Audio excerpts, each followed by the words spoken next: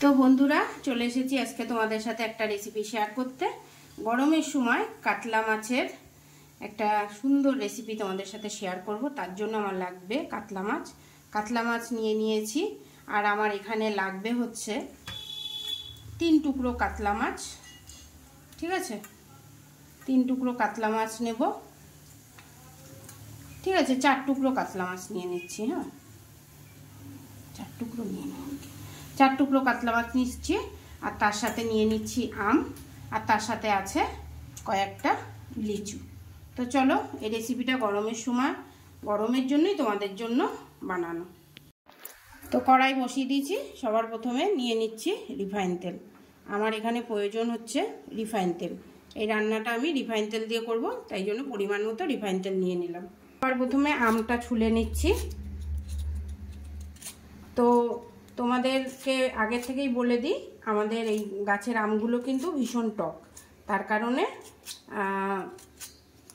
তোমাদের যেটুকুনি মনে হবে সেইটুকুনি তোমরা ব্যবহার করতে পারো। ঠিক আছে, যেই আন্দাজে তোমরা টক খেতে পারবে সেই আন্দাজে আমটা ব্যবহার করবে। তো আমের আটি হয়ে গেছে, দেখতে পাচ্ছ। আটির দরকার নেই আমার। তো আমার খালি 2-3 টুকরো আম দরকার।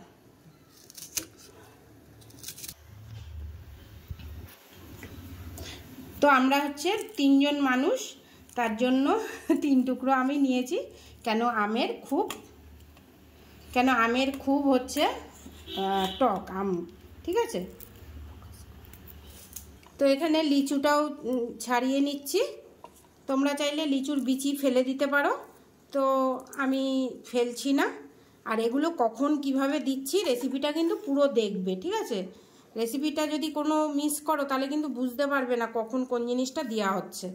হ্যাঁ, তো মাছের ভিতরে পরিমাণ মতো নুন হলুদ দিয়ে নিলাম। আমি নুন হলুদ দিয়েই রান্না করছি, তোমরা চাইলে এমনিও রাঁধতে পারো। তো তেলটা এখানে গরম হয়ে গেছিলো, মাছগুলো দিয়ে দিচ্ছি। তো প্রথমে ভেবেছিলাম 4 টুকরো রানবো, কিন্তু না, 3 টুকরোই রানবো। 3 টুকরোই ইনাফ আমাদের জন্য।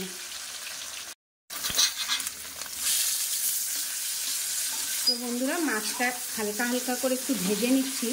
জানি না কড়াইটাতে কি রান্না করেছিলাম যেন, তার জন্য কড়াইটা না আমার মাছটাকে একটু, হ্যাঁ,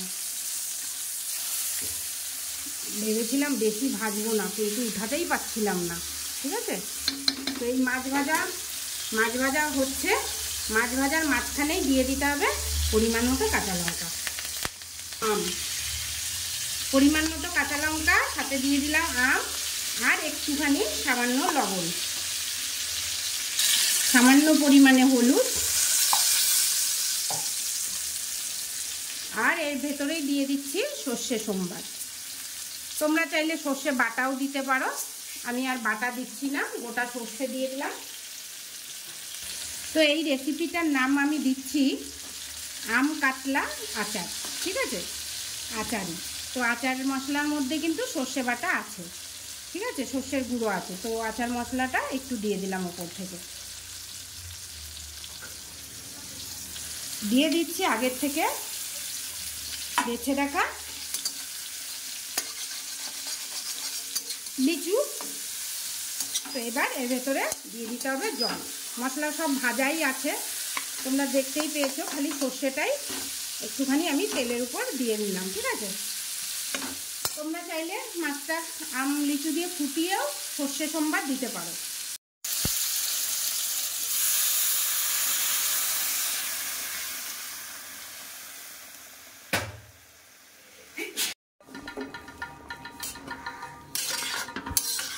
তো বন্ধুরা, দেখতেই পাচ্ছ এখানে পরিমাণ মতো দিয়ে দিয়েছি জল। তোমরা চাইলে কাঁচা মাছও রাঁধতে পারো, কিন্তু আমরা তো বেশি কাঁচা মাছ খাই না, তার জন্য একটু ভেজে নিয়েছি। দিয়ে দিলাম পরিমাণ মতো আর একটু লবণ, আর একটু ফুটা জল দেবো যাতে মাছটা ফুটে হালকা টক জল থাকে, ঠিক আছে। আর নামানোর আগে সামান্য একটু মিষ্টি দিলে দেবে, ধনে পাতাও দিতে পারো। তো চলো, হয়ে গেছে আজকের রেসিপি। তো দেখতেই পাচ্ছ আম কাতলাটা হয়ে গেছে। তো আম কাতলা বলে কথা, তো এবার একটু ম্যাঙ্গো ফ্লেভার দিয়ে দেবো। যে আমার কাছে আমের ফ্লেভারটা ছিল, আম পাল্প, ওটা দিয়ে দিলাম। এবার এটাকে নামিয়ে ফেলব। তো এইটার ভেতরে মিষ্টি দেওয়া ছিল যেহেতু, ওই জন্য আর মিষ্টি দিচ্ছি না, ঠিক আছে। তো তোমরা অবশ্যই ট্রাই করবে আর বলবে কেমন হলো।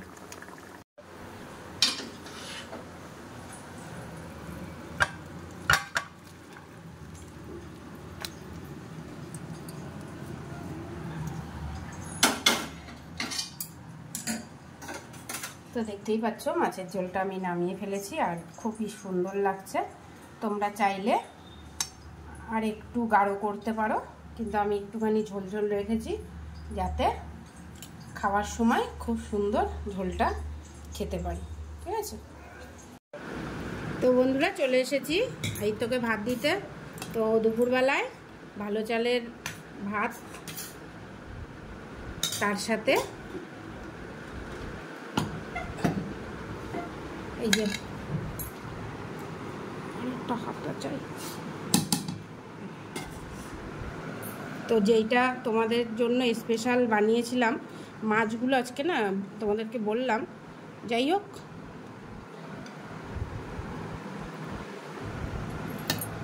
গরমের সময় একদম এরকম রান্না করে তাড়াতাড়ি করে সবাইকে খাওয়াও আর নিজেরাও খাও, ঠিক আছে।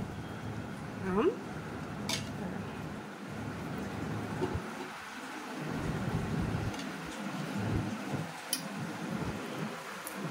ঠিক আছে।